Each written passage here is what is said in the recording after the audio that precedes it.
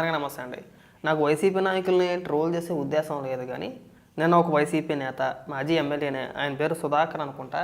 ఆయన ఒక press meet పెట్టి ఎంత సిల్లీగా మాట్లాడుతున్నాడంటే, బిల్ గేట్స్ గారిని తీసుకొచ్చారు కదా, ఆయనకి పెట్టిన సమోసాల ఖర్చు ఎంత, టీ ఖర్చు ఎంత, టీ పొడి ఎక్కడ కొన్నారో, మీరు ఆలు సమోసా పెట్టారా, కార్న్ సమోసా పెట్టారా, భోజనాలు ఎక్కడి నుంచి తెప్పించారు, ఏ హోటల్ నుంచి తెప్పించారు, ఆయన ఎన్ని ప్లేట్లు తిన్నాడు, ఆ ఖర్చు ఎంత అయింది, ఇమీడియట్గా రాష్ట్ర ప్రజలకు తెలియజేయాలని చెప్పేసి అని మాట్లాడుతున్నారు. ఎంత కామెడీగా అయిపోయిందంటే ఒకసారి వినిపిస్తా చూడండి. నువ్వు విదేశాలకు వెళ్ళి క్రికెట్ చూసడానికి ప్రత్యేక విమానాలకి నువ్వు పెట్టే ఖర్చు, నేను అడుగుతున్న మీడియా మిత్రులు కూడా రేపు ఈ రోజు బిల్ గేట్స్ కి పెట్టిన టీ ఖర్చుల వివరాలు రేపు ప్రకటించాలి. బిల్ గేట్స్ కి పెట్టిన సమోసాల ఖర్చు రేపు ప్రకటించాలి. బిల్ గేట్స్ కోసం పెట్టిన స్నాక్స్ భోజనాల ఖర్చులు, మీరు తైతక్కలాడడానికి చేసిన కార్పెట్ ఖర్చులు, ఆ వివరాలన్నీ కూడా రేపు సార్ మీరు రాజకీయ నాయకుడు ఎలాగయ్యారో మాకు అర్థం కావట్లా. టీ ఖర్చులు, టీ కోసం, సమోసాల కోసం ఆయన అక్కడి నుంచి మన రాష్ట్రానికి వచ్చాడా?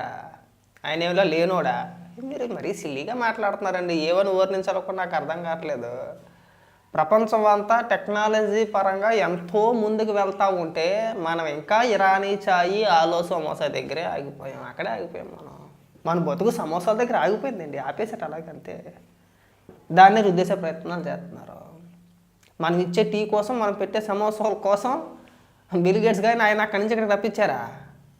పోనీ గతంలో మీరు ఎంతమందికి పెట్టారండి టీలు, సమోసాలో? ఎంతమంది వచ్చారు? సిగ్గు అనిపిస్తుందా మీకు ఏమైనా? సార్ పక్క దేశాలు చూడండి, టెక్నాలజీ పరంగా ఎంత డెవలప్మెంట్ అయ్యాయో. డ్రైవర్ లేని కార్లు వచ్చినాయి. టెక్నాలజీ పరంగా ఎంతో అభివృద్ధి చెందుతూ ఉంటే వీళ్ళు ఇక్కడ కూర్చొని మాకు మాజీ ఎమ్మెల్యే అయ్యి ఉండి ఆలు సమోసా పెట్టారా, కాన్ సమోసా పెట్టారా, టీ ఖర్చు ఎంత? మన బతుకు సమోసాల దగ్గర ఆగిపోయింది. మీరు రాజకీయ నాయకులు, మా దరిద్రానికి, మా కర్మకి, మేము చేసుకున్న పాపానికి మీరు 5 ఏళ్ళు పరిపాలించేశారు మమ్మల్ని. సిగ్గన్ పెంచట్లా కాస్తైనా కానీ. ఆ బిల్ గేట్స్ ని రాజధాని ప్రాంతంలో తిప్పడం ద్వారా నా రాష్ట్ర ప్రయోజనాలకు ఏం సమకూర్చి పెట్టారో, ఏం అనుకూర్చి పెట్టారో వివరాలు చెప్పమని అడుగుతున్నా. ఎందుకు రావాలి బిల్ గేట్స్? ఇప్పుడు ఏ పని మీద వచ్చాడు? ఆయన వచ్చిన ద్వారా ఈ రాష్ట్రానికి జరుగుతున్న మేళ్ళు ఏమిటి? ఏమి లేదండి, ప్రాజెక్ట్ వచ్చింది ఏం లేదు. Last time Jaganmohan Reddy fish Andhra అని చెప్పేసి రాష్ట్ర వ్యాప్తంగా 14,000 షాపులు పెట్టాడు కదా చేపలు అమ్ముకోవడానికి. మన కడపలోనో పులివెందులోనో ఒక సభ పెట్టి, మీరు ఇప్పటి వరకు పులివెందుల ప్రజలను ఉద్దేశించి మీ బతికెట్టుకుని ఎప్పుడైనా చేపలు చూసారా, నేను చేపలు చూపిస్తానని చెప్పేసి చేపల దుకాణాలు పెట్టాడు కదా. 14,000 దుకాణాలు పెట్టాడు కదా. ఆ దుకాణాలు మీ అన్న హయాంలోనే మూసేశారు కదా. ఇప్పుడు జగన్మోహన్ రెడ్డి పేరు రాష్ట్ర వ్యాప్తంగా చిరకాలం గుర్తుండిపోయేలా ఉండాలని చెప్పేసి ఆ చేపల దుకాణాలని మళ్ళీ ఎలా తిరిగి ఓపెన్ చేయాలి, జగన్మోహన్ రెడ్డి బొమ్మిట చేపలు మళ్ళీ ఎలా అమ్మించాలి, మీరు తీసుకొచ్చిన చేపల దుకాణాల వల్ల ఎంతమందికి ఉపాధి దొరికింది, దాన్ని ప్రపంచవ్యాప్తంగా మీరు తీసుకొచ్చిన చేపల పథకాన్ని ఏ విధంగా అమలుపరచాలని చెప్పేసి చర్చించడానికి పిలిచారు. సరిపోద్దా? చాలు కదా. సిగ్గు చెరవ లేకపోతే సరే. మన రాష్ట్రానికి ఆయన వస్తే ప్రపంచం మొత్తం మన వైపు చూస్తుంటే ఆయన ఎందుకు రావాలండి? సమస్యల కోసం, టీల కోసం వస్తారా? బుర్ర బుద్ధి జ్ఞానం నువ్వు మాట్లాడుతున్నావా?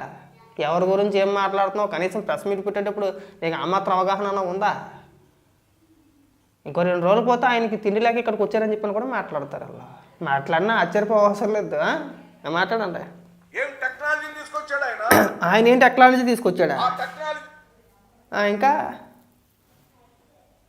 చేపతను నాకు సిగ్గా ఉంది. ఈ ఆంధ్ర రాష్ట్ర ప్రజలకు ఏ మేలు జరుగుతుందో దయచేసి సవివరంగా చెప్పమని అడుగుతున్నాం. చెప్తారు. ఆ ఒక్క వివరాలే కాదు, బిల్ గేట్స్ కి ఏ టీ ఇచ్చారు, ఇస్తారు, బిల్ గేట్స్ కి ఏ భోజనం పెట్టారు, బిల్ గేట్స్ కి ఏ కారు వాడారు, పప్పు వేసారా, ఉప్పు వేసారా, దొండకాయ ఫ్రై చేశారా, కాకరకాయ వేపుడు వేసారా, చేపలు ఏమైనా పెట్టారా, చికెన్ ఏమైనా పెట్టారా?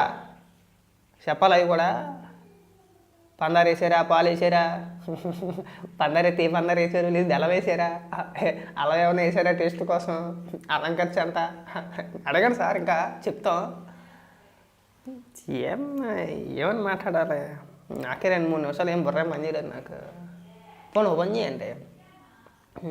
ఇంక చేయడానికి కూడా ఏమీ లేదు. ఏమని మాట్లాడాలి? మీరు అలా అడ్డగోలుగా మాట్లాడుతుంటే మేము మాత్రం ఏమని మాట్లాడతాం? నాకు నవ్వు వస్తుంది తప్పితే మీ గురించి ఏదైనా మాట్లాడాలనే ఉద్దేశం కూడా రావట్లేదు నాకు. సరే కొద్దిగా మీకు అంత ఇది లేకపోతే మాట్లాడడం మానేయండి, కానీ మరీ చిల్లరగా మీరు ఎక్కడో సమోసాల దగ్గర ఆగిపోయారని చెప్పేసి అని మమ్మల్ని కూడా సమోసాల దగ్గర తీసుకెళ్ళిపోయి అక్కడ ఆపేమాకండి. సిరాగ్గాను బిల్ గేట్స్ గారిని తీసుకొచ్చి మీరు ఏ టీ పొడి వేసారు, ఏం భోజనం పెట్టారు, ఆ భోజనంలో పప్పు వేసారా, నెయ్యి వేసారా, సాంబార్ వేసారా, మహానుభావులు రా స్వామి మీరు అంతా కూడా. రాష్ట్ర రాజకీయాల్లోకి మీలాంటి దరిద్రులు అసలు ఉండకూడదండి. ఆయన ఏం టెక్నాలజీ తీసుకొచ్చారని మాట్లాడతారా, ఆయనకి అయిన ఖర్చు ఎంత అని మాట్లాడతారా, అన్నీ చెప్తారు. మీరు ఏమన్నా అడగాలనుకుంటే అసెంబ్లీలో అడగాలి, ఇక్కడ కాదు. ఏం మాట్లాడతాం అసలు? ఇలా ఇంత అడ్డగోలుగా ప్రస్తావిస్తుంటే మీ తెలివితేటలు చూసి మీ జ్ఞానాన్ని చూసి నవ్వాలా ఏడవాలా నాకు అర్థం కావట్లా.